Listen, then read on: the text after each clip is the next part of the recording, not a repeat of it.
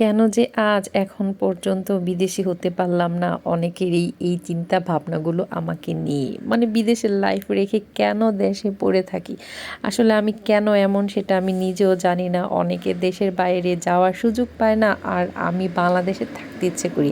হয়তো দেশকে বেশি ভালোবাসি, দেশের মানুষকে, দেশের প্রকৃতি, মানে নিজের জন্মভূমিটাকে বেশি ভালোবাসি, সেজন্য দেশ আমাকে সবসময় টানে। মানে যাতে আমি দেশে চলে আসি, সেই মায়ায় আমি বিদেশ থাকতে পারি না, এটাই সত্যি মনে হয়। তবে হ্যাঁ, এটাও সত্যি এক একজনের লাইফস্টাইল এক এক রকম। সবাই তো আর এক পথে এক রাস্তায় এক রকমভাবে চলবে না, তাই না? আমার মতো কি আর সবাই? আমার কথাও বলতে পারি না কখন আমার লাইফটা কোন দিকে চলে যায়। হয়তো এরকমও হতে পারে এক সময় দেশের বাইরে সেটেল হয়ে যেতে পারি, সেটা অবশ্য এখন বলতে পারি না।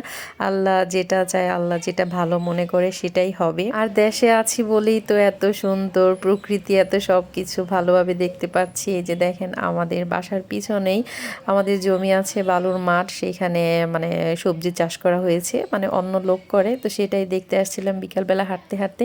আসলে সব সময় আসা হয় না, আর এখানে অনেক গাছপালা, তারপর মশা বেশি, সেজন্য মেয়েদের নিয়েও আসি না। তবে আমি আসছি, আমার দুই মেয়েও সাথে সাথে চলে আসছে, আমার বাসুরের মেয়ে চলে আসছে। ওই যে আমাদের বাসার পিছনে, মানে এটা হলো আমার শ্বশুর বাড়ি।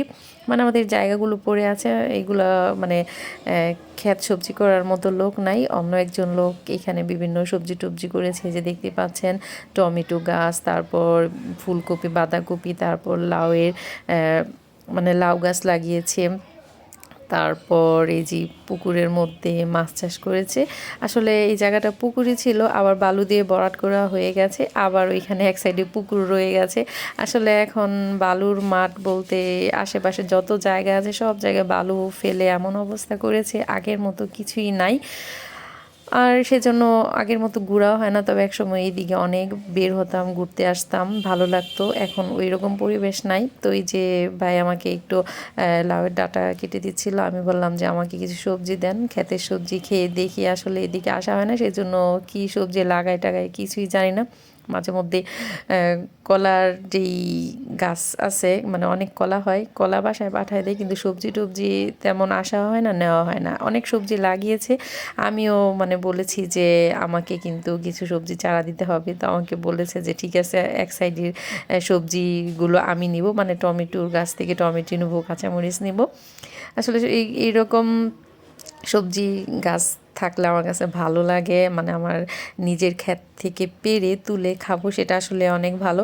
তো আমাকে কিছু লাউয়ের ডাঁটা, তারপর ধুন্দুল গাছ থেকে পেড়ে দিয়েছে, আমি নিয়ে নিলাম। যেহেতু আমরা মা মেয়েরা এত সবজি দিয়ে কী করবো, সেজন্য অল্প সবজি নিয়েছি। এই তো আজকের ব্লগ, সবাই ভালো থাকবেন, আল্লাহ হাফেজ।